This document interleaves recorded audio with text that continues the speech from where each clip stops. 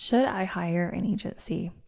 So, the number one misconception when it comes to bringing on an agency partner is the amount of bandwidth required to bring an agency on and then to keep them going. Now, depending on your retainer, there is a cap to the amount of work that they're going to do for you, obviously. And hopefully this is part of the statement of work and retainer that you've both agreed upon. But you have to consider that they will need a volume of stories and content and context in order to do what they do, whether it's with publicity, whether it's with reputation management, or any of the disciplines that you have hired them for. Now, if you're wondering, do I need an agency to get media? No, what you need is a pipeline. And if you have the right blueprint, you can create a pipeline, a pitching and publicity pipeline, and you can do that in-house, or you can do it with virtual assistants, and you can do it in a relatively short amount of time, 4 to 6 weeks or less, which is nothing in the grand scheme of things, considering it can take 2 to 3+ months to onboard an agency or to find and hire and integrate an in-house practitioner.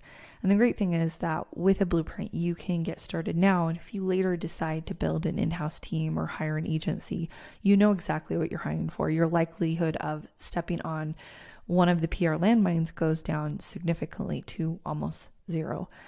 So we're a big proponent of the blueprint. Now, here's the thing.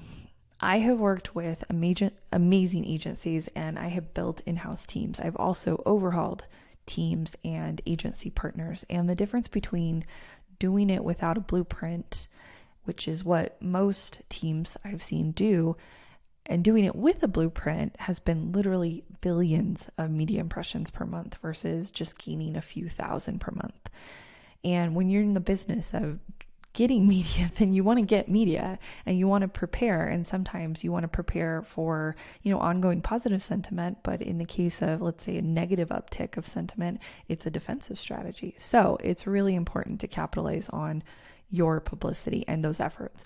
So we're pretty sold on, if you're going to hire an agency, have a blueprint and base your statement of work off of that blueprint and set expectations and manage retainers with that in mind.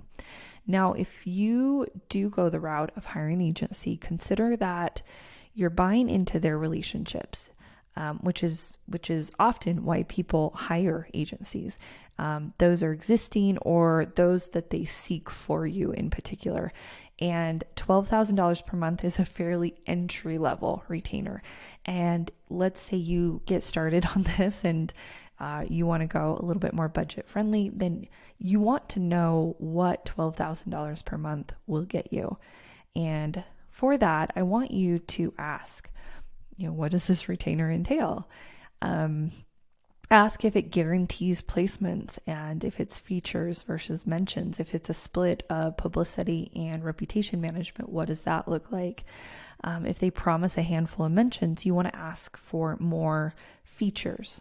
Even if the mentions are top tier publications, you want to see a nice ratio of features to mentions. An example of this is, I know a lot of agencies can get you into gift guides in Vogue, in like top tier magazines, but there's only so many gift guides where your product, it does anything for you to be mentioned among 10 or 20 other products. So you want to specifically ask for a nice ratio of features to things like mentions and roundups. And then you can decide if you want to see more top media or more industry media, or maybe you only care about local media or new media. Ask them what kind of relationships they have before signing a contract. Ask them who the day-to-day person on your account is, who's your touch person, and how much experience that person has. Ask them, how many hours they anticipate applying to your statement of work. Ask them what they think of the retainer, and if it's fair based on your expectations, and definitely communicate those expectations. You want to get to a point where you're not trying to bypass friction. You're trying to create it enough that you can meet and be very clear that the expectations are sound based on the retainer.